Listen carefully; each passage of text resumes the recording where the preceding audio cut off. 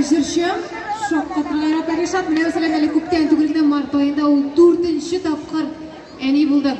Хайыр, өзі сайшы түрлерінде бұл хақта айтмаған болса, біз білмейді қалыр едіп, бәсіңі әлігі жыршы қыз, бұл мен шақсы тұрмышы сір болып қалырға дейіш.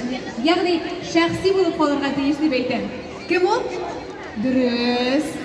Қаршалығы сәхнеміз түрінде Лилия Хайруллина!